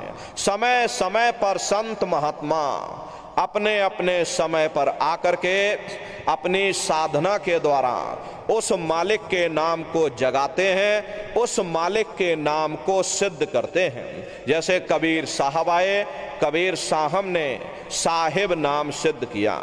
गुरु नानक साहब आए, गुरु नानक साहब ने वाह गुरु नाम सिद्ध किया। गोस्वामी जी महाराज आए, गोस्वामी जी महाराज ने राम नाम सिद्ध किया। मीराबाई आई, मीराबाई ने गिरधर नाम सिद्ध किया। सूरदास जी महाराज आए, उन्होंने श्याम नाम सिद्ध किया। इसी तरह से हमारे गुरु महाराज जय गुरुदेव नाम सिद्ध करके गए। जय गुरुदेव नाम का जहाज लगाकर गए। अगर इस जहाज पर सारी दुनिया बैठेगी, ये जहाज सारी दुनिया को पार करेगा। नए जीवों के लिए नामदान की प्रक्रिया को और सरल से सरल किया गया। वरना बहुत से पुराने पुराने प्रेमी बैठे हैं और अगर उनसे ये पूछ लिया जाए कि भाई जरा नाम रूप स्थान गाजे बाजे बता दो, वो तक भूल जाते हैं। अब इतने पुराने हो करके आज तक याद नहीं कर पाए, बड़ा भारी दोष लगता है। प्रेमी भाई बहनों, इसीलिए नए जीवों के लिए इस रास्ते को और सरल से सरल किया गया। बहुत से बगैर पढ़े लिखे लोग हैं, बूढ़े बुजुर्ग हैं, बच्चे बच्चियां हैं, इतना याद नहीं कर पाएंगे। इसीलिए प्रेमी भाई बहनों, इस रास्ते को और सरल से सरल किया गया। एक है साध है सब सद है, और सब साध है सब जाए। पहले अपने गुरु की उंगली पकड़ लो, क्योंकि गुरु तुम्हारा सच्चा रहबर है। गुरु बिन भव निज तरह न कोई। भगवान राम ने भी गुरु किया, भगवान कृष्ण ने भी गुरु किया। बगैर गुरु के ये जीवात्मा इस भवसागर से पार नहीं जा सकती। गुरु गोविंद दो खड़े काके लागू पाई, बलिहारी गुरु आपने जिन गोविंद दियो बताई। महिमा उन्हीं की है जिन्होंने गोविंद को लखा दिया। इसीलिए कहा जाता है कि गुरुर ब्रह्मा गुरुर विष्णु गुरुर देवो महेश्वरः गुरुर साक्षात पर ब्रह्मा तस्मै श्री गुरुवे नमः। 3 लोक 9 खंड में और गुरु से बड़ा न कोई, और करता करे न कर सके, और गुरु करे सो होई। इसलिए प्रेमी भाई बहनों, साधना करने से पहले जय गुरुदेव नाम का सुमरन सभी नए प्रेमी भाई बहन करिएगा। सुमरन करने के बाद में फिर आप लोग ध्यान पर बैठिएगा। दूसरा है ध्यान, और ध्यान कहते हैं दृष्टि को एकाग्र करना, अपनी दिव्य दृष्टि को खोलना, अपने शिव नेत्र को खोलना। तो कैसे ध्यान करोगे, जरा अच्छी तरह से आप लोग समझ लीजिए। अपने अपने घरों में पलथी मार करके आप लोग बैठिएगा। शरीर को टाइट मत करिएगा। बहुत से प्रेमी क्या करते हैं कि ध्यान के समय अपने शरीर को बिल्कुल टाइट कर देते हैं। यदि आप अपने शरीर को टाइट कर दोगे तो ये शरीर आपका थक जाएगा। फिर शरीर ढीला पड़ जाएगा। इसलिए पहले से ही अपने शरीर को बिल्कुल ढीला छोड़ देना। जितना आराम से आप लोग बैठोगे उतना आपके लिए अच्छा रहेगा। तो ढीले बदन से आराम से बैठ जाना, आंखों को धीरे से बंद कर लेना। इन आंखों पर कोई जोर मत देना। जैसे सोते समय धीरे से आंख को बंद करते हो, ऐसे ही धीरे से आंख को बंद कर लेना। दोनों आंखों के मध्य भाग में दूर सामने देखिएगा, सामने आपको अंधेरा दिखाई पड़ेगा। बस उसी अंधेरे में एक जगह पर अपनी दृष्टि को एकाग्र करिएगा। होशियारी यही रहे ये आंखों की पुतलियां हिलने न पाएं। शुरुआती समय में ये आंखों की पुतलियां अंदर अंदर हिलेंगी, लेकिन जब आप अभ्यास करोगे, करत करत अभ्यास ते और जड़मत होत सुजान, जब अभ्यास करते रहोगे तो ये आंखों की पुतलियां हिलना बंद हो जाएंगी। तो दूर सामने अंधेरे में एक जगह पर आप अपनी दृष्टि को एकाग्र करिएगा, या उस अंधेरे को ही आप देखते रहना। दृष्टि अपने आप अंधेरे में एकाग्र हो जाएगी, और जैसे ही आपकी दृष्टि सामने अंधेरे में एकाग्र होगी तो सुई की नोक के बराबर काले में भी काला बिंदु बड़ा चमकीला बिंदु होगा, तारे की तरह चमचम चमचम चमकेगा। वो सामने आपको अंतर में दिखाई पड़ेगा। जब वो चमकदार बिंदु सामने दिखाई पड़ जाए तब आप अपनी दृष्टि को उस बिंदु पर एकाग्र कर देना। जब आप अपनी दृष्टि बिंदु पर एकाग्र कर दोगे तो बिंदु के चारों तरफ से बड़ा भारी प्रकाश निकलेगा, चक्र की तरह से बहुरंगी प्रकाश होगा। वो प्रकाश धीरे धीरे बड़ा होता चला जाएगा। साधक इतना मोहित हो जाता है कि बिंदु को तो छोड़ देता है और दाएं बाएं प्रकाश को देखने में लग जाता। प्रेमी भाई बहनों, जब आप दाएं बाएं प्रकाश को देखने में लग जाओगे, क्योंकि प्रकाश उस बिंदु से निकल रहा और आपने बिंदु को छोड़ दिया, प्रकाश को देखने में लग गए, तो प्रकाश भी गायब हो जाएगा, वो बिंदु भी गायब हो जाएगा। फिर अंतर में अंधेरा छा जाएगा, फिर आपको उतनी मेहनत करनी पड़ेगी। इसलिए दाएं बाएं बिल्कुल मत देखिएगा। आपका निशाना उस बिंदु पर टिका रहे जिसमें से वो प्रकाश निकल रहा। वही बिंदु दरवाजा है, वही बिंदु खिड़की है। उसी को हरि का द्वार यानी कि हरिद्वार कहा गया। बहुत विशाल वो दरवाजा। अरे ये संसार कुछ नहीं है। ऐसे तुम लाखों संसार इकट्ठे करके एक साथ दरवाजे के अंदर डाल दो, पता तक नहीं चलेगा। इतना विशाल वो हरि का द्वार तुम्हारे अंदर बना हुआ है। एक छोटे से बीज के अंदर हम आपसे कहें कि इस बीज के अंदर बहुत विशाल वृक्ष है, तो आप भरोसा नहीं करोगे। लेकिन प्रेमी भाई बहनों, जब आप मेहनत करोगे, बीज को खेत के अंदर या जमीन के अंदर डाल दोगे, उसमें खाद पानी दोगे, तो वही बीज अंकुरित हो जाएगा। उसमें से बड़ी बड़ी लताएं भी निकलेंगी, बड़ा विशाल वृक्ष भी बन जाएगा, उसमें से फल और फूल भी आने लगेगा। इसी तरह से प्रेमी भाई बहनों, वो सुई की नोक के बराबर काले में भी काला बिंदु आपको अंतर में दिखाई पड़ेगा। वही बिंदु दरवाजा है।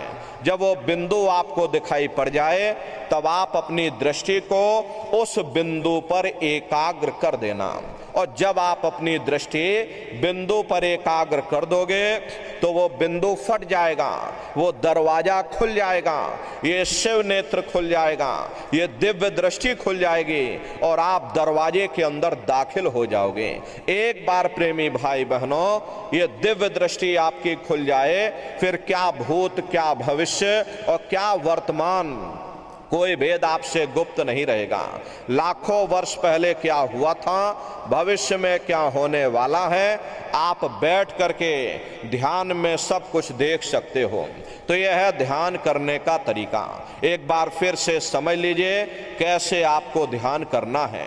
अपने अपने घरों में पलथी मार करके बैठ जाना, आंखों को धीरे से बंद कर लेना। दोनों आंखों के मध्य भाग में दूर सामने देखिएगा, सामने अंधेरा दिखाई देगा।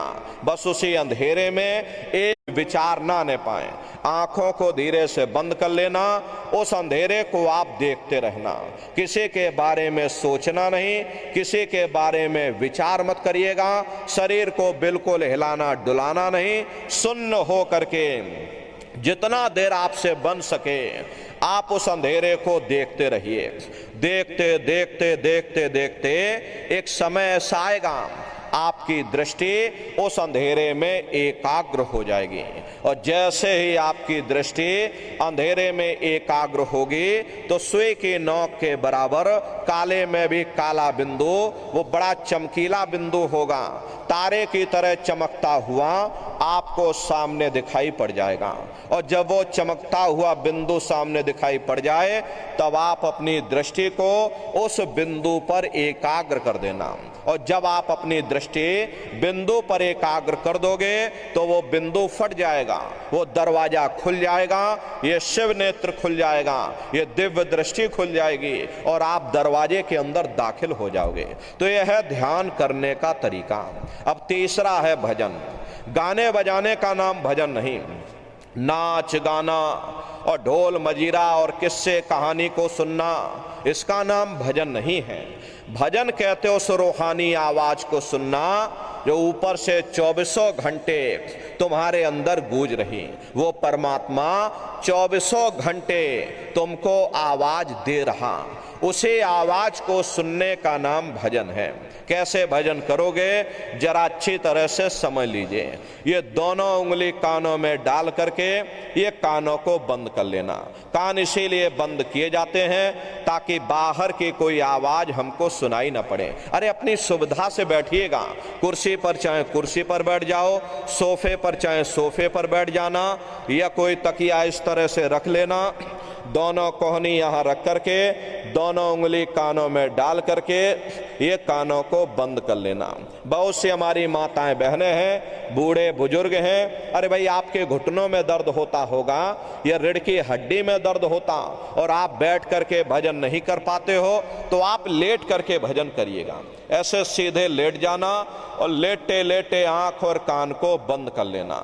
मतलब तो आंख और कान को बंद करना है, चाहे आप लेट करके करो या चाहे आप बैठ करके करो। यही कहा गया कि आंख कान मुख बंद कराओ, अनहद झिंगा शब्द सुनाओ।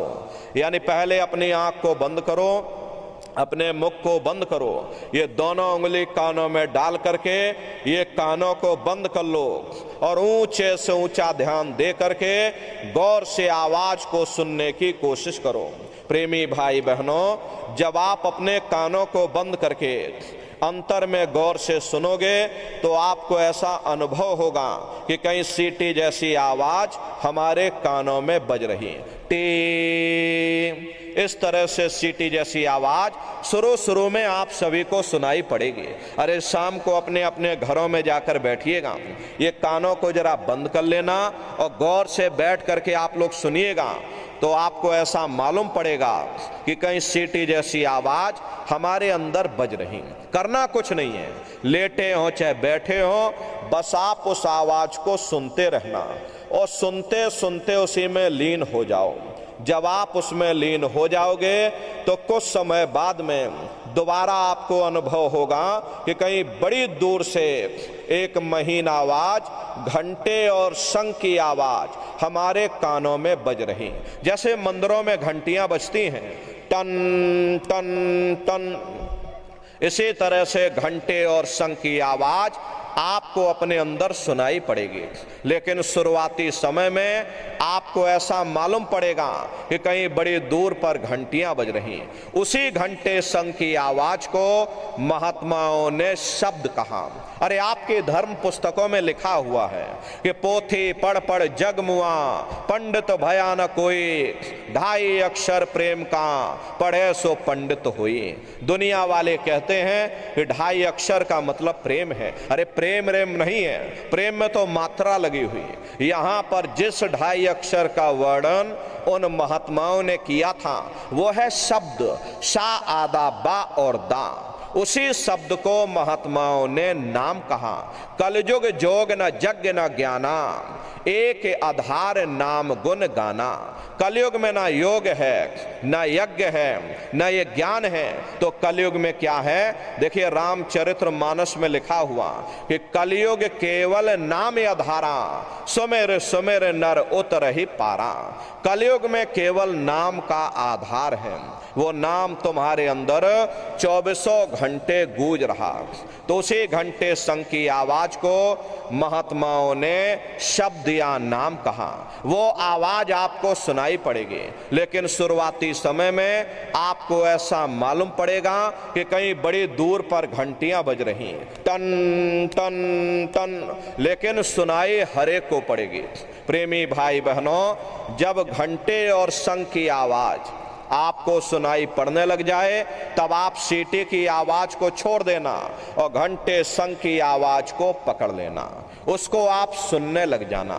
जब आप उसको सुनने लग जाओगे तो वो आवाज धीरे धीरे बढ़ना शुरू होगी, और बढ़ते बढ़ते इस कदर बढ़ेगी कि आपके रोम रोम में घंटे और शंख की आवाज गूंजने लग जाएगी। अरे बड़ी घनघोर आवाज होती है, बड़ी मधुर वो आवाज होती है। ये जो दुनिया भर के गाने आप लोग सुनते हो, उस रूहानी संगीत के सामने ये दुनिया के संगीत कुछ नहीं है। जब आप उस संगीत को सुनोगे, इतना भारी आनंद आपके ऊपर छा जाएगा, इतनी खुशी आपको होगी, अरे ऐसा नशा आपके ऊपर चढ़ जाएगा कि आप सारी दुनिया को भूल जाओगे, इतना आप उस आवाज में खो जाओगे। अरे प्रेमी भाई बहनों, शंकर भगवान को वही नशा चढ़ा था। शंकर भगवान कोई गांजा भांग नहीं पीते थे। ये तो हमने आपने शंकर भगवान को भी बदनाम कर दिया कि शंकर भगवान गांजा भांग पीते थे, तो चलो हम भी गांजा भांग पिएंगे। लेकिन प्रेमी भाई बहनों, शंकर भगवान ने कभी गांजा भांग नहीं पिया। शंकर भगवान जिस नशे में लीन रहते थे, वो नाम का नशा था, वो ध्यान का नशा था, वो भक्ति का नशा था। जब आप उस आवाज को सुनोगे तो आपको भी वो नशा चढ़ जाएगा, क्योंकि उस आवाज में चुंबक है। जब आप उस आवाज को सुनोगे तो वो आवाज आपको अपनी ओर खींचेगी, और जब खिंचाव होगा तो जीवात्मा का फैला हुआ प्रकाश 9 दरवाजों से सिमटने लगेगा। अब ये 9 दरवाजे कौन कौन से हैं? देखो प्रेमी भाई बहनों, अच्छी तरह से समझिएगा, ये बहुत बड़ा विज्ञान है। दुनिया का विज्ञान जब समाप्त हो जाएगा तो ये विज्ञान प्रारंभ होगा। तो 9 दरवाजे कौन कौन से हैं? 2 आंख, 2 कान, 2 नाक के सुराख, 1 मुंह और 2 मलमूत्र का रास्ता, ये शरीर के 9 दरवाजे हैं। सबसे पहला दरवाजा गुदा चक्र आता है। गुदा चक्र में गणेश जी वास करते हैं। गणेश जी वहां के मालिक हैं। ये 4 दल का कवल है। यहाँ पर पृथ्वी तत्व पाया जाता है। उसके ऊपर इंद्रिय चक्र आता है। इंद्रिय चक्र में ब्रह्मा जी वास करते हैं। ब्रह्मा जी वहां के मालिक हैं। ये 6 दल का कवल है। यहाँ पर जल तत्व पाया जाता है। उसके ऊपर ये नाभि चक्र आता है। नाभि चक्र में विष्णु जी वास करते हैं। विष्णु जी यहाँ के मालिक हैं। ये 8 दल का कवल है। यहाँ पर अग्नि तत्व पाया जाता है। उसके ऊपर ये हृदय चक्र आता है। हृदय चक्र में शिव जी वास करते हैं। शिव जी यहाँ के मालिक हैं। ये 12 दल का कवल है। यहाँ पर वायु तत्व पाया जाता है। अरे वास तो वो ऊपरी मंडलों में, ऊपरी लोकों में करते हैं, लेकिन उनका प्रकाश, उनकी किरणें इन चक्रों पर पड़ती हैं। उसी के ऊपर एक कंठ चक्र आता है। यहाँ पर आद्या महाशक्ति की किरणें पड़ती हैं। ये 16 दल का कवल है। और आप सबसे ऊपर, तुम्हारी जीवात्मा सबसे ऊपर दोनों आंखों के मध्य भाग में बैठी है, जहां पर देवियां बिंदी लगाती हैं और पुरुष जहां पर टीका लगाते हैं। ये बिंदी और टीका यहाँ पर हम लोग इसीलिए लगाते हैं क्योंकि यहीं पर हमारी जीवात्मा बैठी है, उसका श्रृंगार किया जाता है। ये 10वां द्वार है। जहां पर तुम्हारी जीवात्मा बैठी हुई। इसे 10वें दरवाजे पर बैठ करके ये जीवात्मा अपने प्रकाश को 9 दरवाजों में फैलाती है, जिससे आपका ये शरीर चलता, आपके हाथ और आपके पैर चलते हैं। जब आप भजन करोगे और घंटे शंख की आवाज को सुनोगे तो उस आवाज में चुंबक है, वो आवाज आपको अपनी ओर खींचेगी, और जब खिंचाव होगा तो जीवात्मा का फैला हुआ प्रकाश 9 दरवाजों से सिमट करके यही 10वें दरवाजे पर इकट्ठा हो जाएगा। और जैसे ही सारी शक्ति, सारी चेतना सिमट करके यहां पर इकट्ठी हुई तो शब्द क्या काम करेगा? शब्द तुम्हारी जीवात्मा को खींच करके इस शरीर से बाहर कर देगा। फिर आप अपनी आंखों से देखिएगा, ये हमारा शरीर ये है और हम ये खड़े। आप अपने शरीर से अलग हो जाओगे। जैसे चिड़िया होती है, चिड़िया घोंसले से निकल करके आसमानों की उड़ान भरती है और शाम को फिर अपने घोंसले में आ जाती है, ऐसे ही तुम्हारी ये जीवात्मा इस शरीर रूपी घोंसले से निकल करके ब्रह्मांडों की सैर करेगी, देवी देवताओं के दर्शन करेगी, भगवान राम और कृष्ण के दर्शन करेगी, और घूम करके फिर अपने शरीर रूपी घोंसले में वापस आ जाएगी। अरे प्रेमी भाई बहनों, ये ब्रह्मा विष्णु महादेव जिनकी सारी दुनिया पूजा करती है, अरे आप सभी लोग ब्रह्मा विष्णु महादेव की पूजा करते हो, लेकिन कभी आपने विचार नहीं किया, ये उम्र आपकी बीतती चली जा रही, लेकिन कभी आपने ये नहीं सोचा भाई जिनकी हम लोग पूजा कर रहे, आखिर ये ब्रह्मा विष्णु महादेव कौन है, ये कहां पर रहते हैं, ये क्या काम करते हैं, अरे इनके माँ बाप कौन है, राम कौन है, कृष्ण कौन है, ईश्वर कौन है, ब्रह्म कौन है, पर ब्रह्म कौन है, ये कहां पर रहते हैं, तो जरा संक्षिप्त में आप समझिएगा, क्योंकि अगर हम इसका वर्णन करेंगे लाखों वर्ष हमको लग जाएंगे, एक लोक का वर्णन नहीं हो पाएगा। इस आसमान के ऊपर इतने विशाल लोक बने हुए, वैज्ञानिक लोग इसकी खोज कर रहे हैं, कोई चंद्रमा तक चंद्रयान को भेज रहा, कोई सूर्य मंडल पे जाने की तैयारी कर रहा, लेकिन वहां नहीं पहुंच पाएंगे। तो प्रेमी भाई बहनों, कैसे तुम्हारी ये जीवात्मा अपने 5वें मंडल पर यानी कि सचखंड में पहुंचेगी, तो जरा संक्षिप्त में आप समझ लीजिए। प्रेमी भाई बहनों, जब आप भजन करोगे और घंटे शंख की आवाज को पकड़ करके जब आप शरीर रूपी घोंसले से बाहर निकल जाओगे, तो उसी घंटे शंख की आवाज को पकड़कर ये जीवात्मा ब्रह्मांडों की चढ़ाई करती है। पलक झपकते यह जीवात्मा खरबों योजन ऊपर चली जाती हैं। ये चांद सूरज सितारों को पार करने के बाद सबसे पहले जो आपको लोक मिलेगा उसे महात्माओं ने शिवलोक कहा। शिवलोक वो तमोगुणी स्थान है, वहां के मालिक शिव जी हैं, वो पार्वती जी के साथ उस लोक में विराजमान है। शिव जी का दर्शन करने के बाद फिर घंटे शंख की आवाज को पकड़ करके फिर जब आप ऊपर चढ़ोगे, उसी के ऊपर ब्रह्मा जी का लोक आएगा। ब्रह्मा जी का लोक वो रजोगुणी स्थान है, वहां के मालिक ब्रह्मा जी हैं, वो गायत्री सावित्री और सरस्वती के साथ उस लोक में विराजमान है। देखो प्रेमी भाई बहनों, घंटे और शंख की आवाज को पकड़ करके रखना पड़ता है। यदि आपने उस आवाज को छोड़ दिया तो सेकंड भर आपको नहीं लगेगा, धड़ाम से आप अपने शरीर में वापस लौट आओगे और इन बाहरी आंखों को खोल दोगे। इसीलिए शब्द को पकड़ करके रखना पड़ता।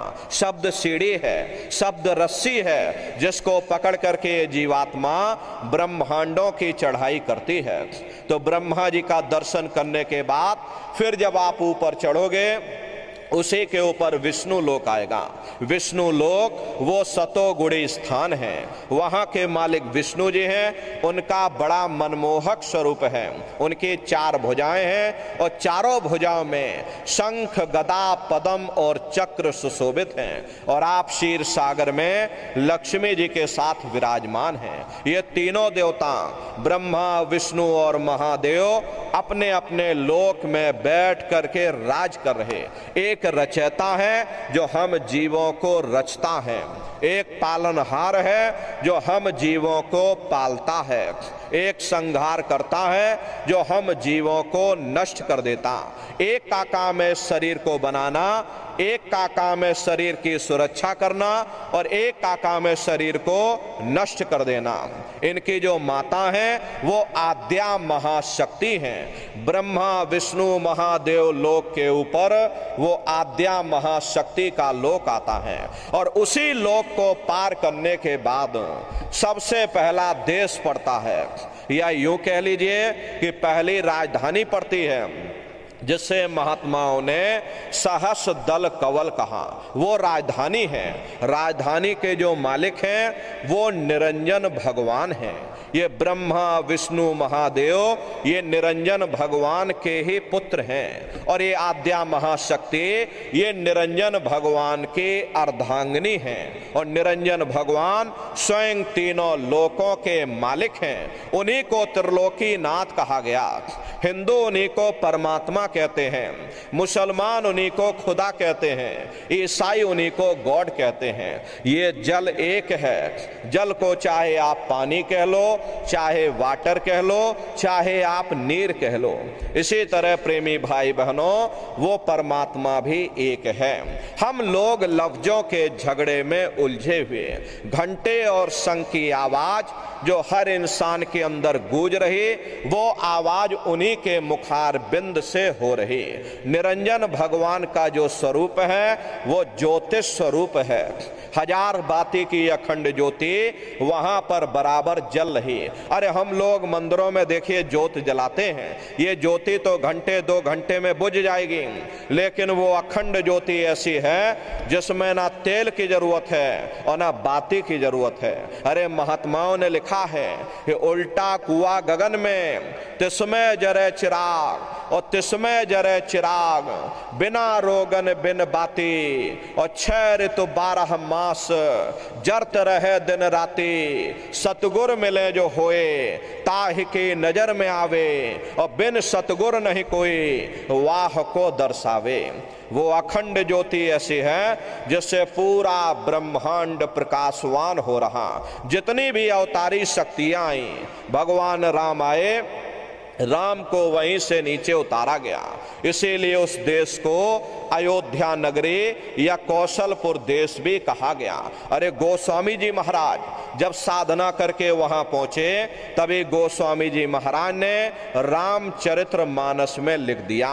देखिए प्रेमी भाई बहनों, रामचरित्र मानस में गोस्वामी जी महाराज ने जो भी लिखा है वो सब अंतर का भेद लिखा।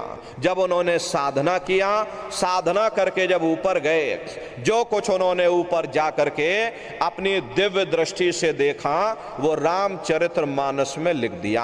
अब आप लोग तो ऊपर गए नहीं, आपने कुछ देखा नहीं, इसीलिए आप अर्थों को समझ नहीं पाते हो और अर्थ का अनर्थ कर देते हैं। तो क्या लिखा गोस्वामी जी महाराज ने? देखिए गोस्वामी जी महाराज रामचरित्र मानस में लिखते हैं कि मोद्यो नैन त्रिशत में भयो पुण्य चितवत कौशलपुर गयो।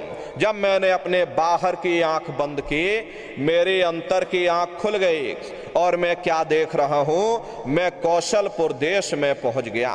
मोहे विलोक राम मुस्काई, मुझे देख करके भगवान राम प्रसन्न हो गए। उन्होंने ऊपर जाने का मुझे रास्ता दे दिया। मैं ऊपर जा करके क्या देख रहा हूं, उधर माज सुन अंडज राया, देखें बहु ब्रह्मांड निकाया, अति विचित्र तह लोके अनेका, रचना अधिक एक ते एका। विचित्र विचित्र भांत के वहां पर लोक बने हुए, एक से बढ़कर एक सुंदर सोने के महल बने जिनकी शोभा अवर्णीय है। प्रेमी भाई बहनों, वो असली अयोध्या नगरी है, वो भगवान राम का असली देश है। हरे राम जी का दर्शन करने के बाद फिर ये जीवात्मा ऊपर चढ़ेगी। बहुत से महात्मा ऊपर गए।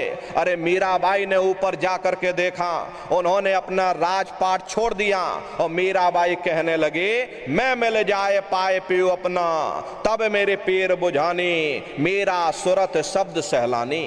कबीर साहब को जब वो दौलत मिल गई और वो जा करके जब उन्होंने ऊपर देखा, और अन्य महात्माओं को जब वो दौलत मिल गई, उन्होंने ऊपर जा करके देखा तो कलम तोड़ करके लिख दिया, अचरज देखा भारी साधो, अचरज देखा भारी रे, और बिना बजाए निस्दिन बाजे, घंटा शंख नगारी रे, और बहरा सुन सुन मस्त होते हैं, और तन की खबर बिसारी रे, और बिन भूमि के महल बना है, तामे जोत जारी रे, अंधा देख देख सुख पावे, बात बतावे सारी रे, और जीता मरकर फिर जी जावे, बिन भोजन बलधारी रे, और ब्रह्मानंद संत जन बिरला, कोई समझे बात हमारी रे।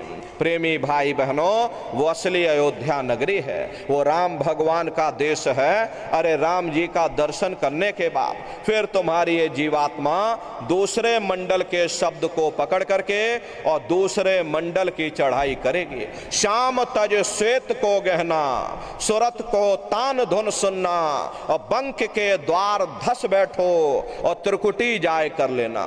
उसी के ऊपर दूसरा देश आता जिसे महात्माओं ने त्रिकुटी देश कहा।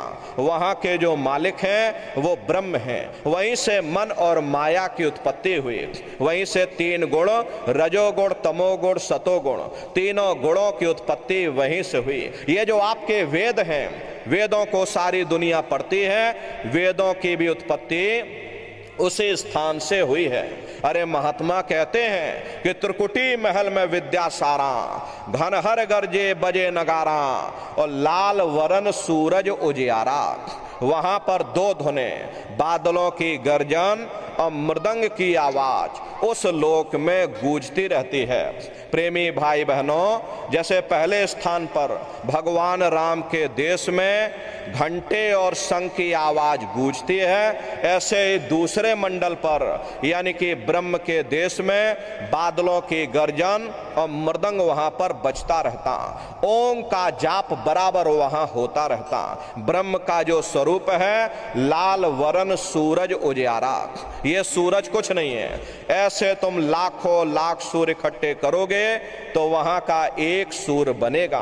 प्रेमी भाई बहनों, अरे ब्रह्म का जो स्वरूप है वो सुबह के लाल सूर्य के समान है, इसीलिए वहां का पूरा ब्रह्मांड लाल है।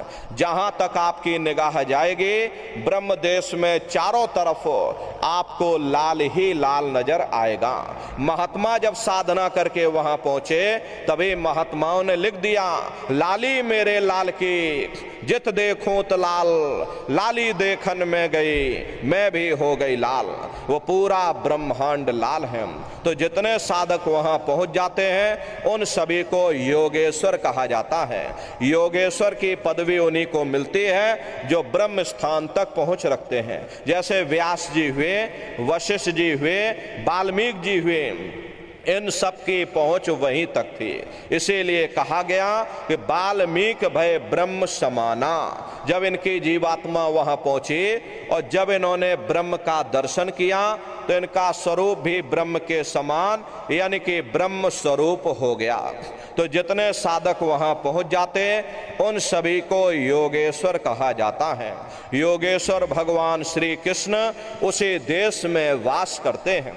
ये जो ब्रह्म देश है वो श्री कृष्ण भगवान का ही देश है और श्री कृष्ण भगवान वहीं पर रहते हैं। प्रेमी भाई बहनों, कृष्ण भगवान का दर्शन करने के बाद फिर तुम्हारी ये जीवात्मा तीसरे मंडल के शब्द को पकड़ करके तीसरे मंडल की चढ़ाई करेगी।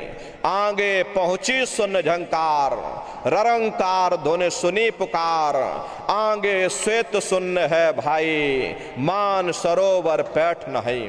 उसी के ऊपर तीसरा देश आता जिसे महात्माओं ने सुन्न देश कहा, उसी को रारंग देश कहा जाता, उसी को अक्षर और नेति कहा जाता। वहां के जो मालिक हैं वो रारंग पुरुष यानी कि पर ब्रह्म पुरुष हैं। वहां किंगरी और सारंगी दो धुनें उस लोक में गूंजती रहती हैं और पर ब्रह्म पुरुष का जो स्वरूप है वो पूर्णमासी के चंद्रमा के समान बड़ा ही मनमोहक स्वरूप है। इसी स्थान पर प्रेमी भाई बहनों एक बहुत बड़ा अमृत का सरोवर बना है, जिसे महात्माओं ने मान सरोवर कहा। जब तुम्हारी ये जीवात्मा उस मान सरोवर में जाकर स्नान कर लेगी तो जन्म जन्मांतरों के तुम्हारे मैले पाप कर्म साफ हो जाएंगे। हरे प्रेमी भाई बहनों, यहाँ के पानी से तुम्हारे कर्मों की सफाई नहीं होने वाली। ये बाहर का पानी तुम्हारे शरीर के मैल को धो सकता है, लेकिन जो पापों का मैल है, जो अंतःकरण में ये जो कर्मों की गंदगी आपने अपने ऊपर लाद रखी है, वो जब साफ होगी जब आप तीसरे मंडल पर पहुंच करके उस गंगा में डुबकी लगाओगे। उसमें स्नान करने के बाद ये जीवात्मा हंस रूप हो जाती है। हंसन मिले हंसा हो जाई, मिले जो अमी आहारा है।